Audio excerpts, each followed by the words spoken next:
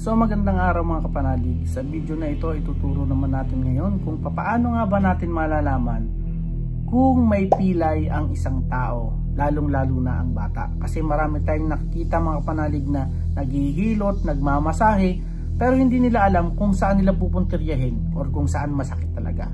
No, naghihintay nilang sila na umara yung tao, o lalo na pag bata, di ba, iyak lang ng iyak yan.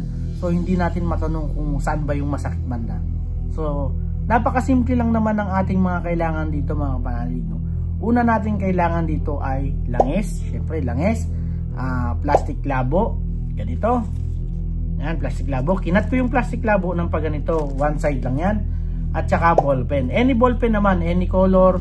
Pero sa akin kasi pag orasyon pula yung ginagamit ko. At saka yung langis, kahit anong langis. Pero mas maganda ay langis ng niyog. So paano ba natin malalaman ano?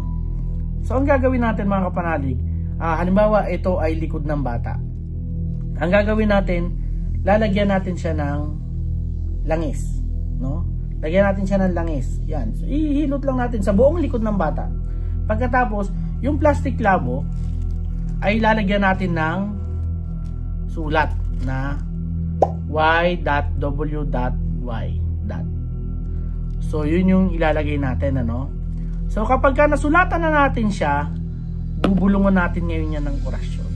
No? Ang ilalagay natin at ibubulong nating orasyon dyan ay mulagot dikit sa pilay ikay kakapit.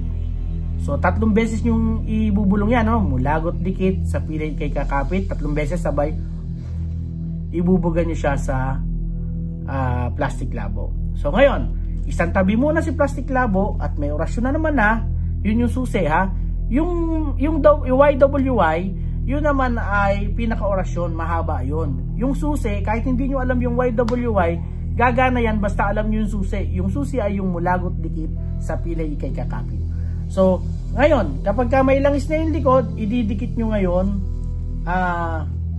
si plastic. Ididikit nyo yan dyan sa likod ng bata. Siyempre, mayroon siyang langis. Kapag hinihila nyo yan ng ganyan, no, iaayon nyo lang siya dun sa likod niya. Pag hinihila nyo yan, nadulas yan siyempre kasi may langis. Pero once na iyan ay kumapit or nag-i-stop doon, kapag kahit hinihila nyo siya, nag-i-stuck siya, kumakapit siya dun sa balat ng taong yun, ibig sabihin, mayroon doon na pilay. So, andun yung pilay. So, paano ang gagawin natin pag nalaman na may pilay na doon? Ganito lang. So, mga kapanalig, ganito ang gagawin. Alisin si plastic kung nalaman na kung nasan yung pilay.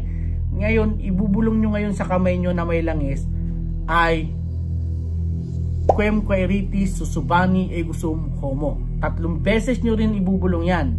Kapag ka naibulong nyo na yan, ihihilot nyo yan ngayon doon sa parte na may pilay or may bali, no? Kapag yan inilit nyo na at nakaramdam na siya ng maginhawa, lagi nyo hinihilot, no?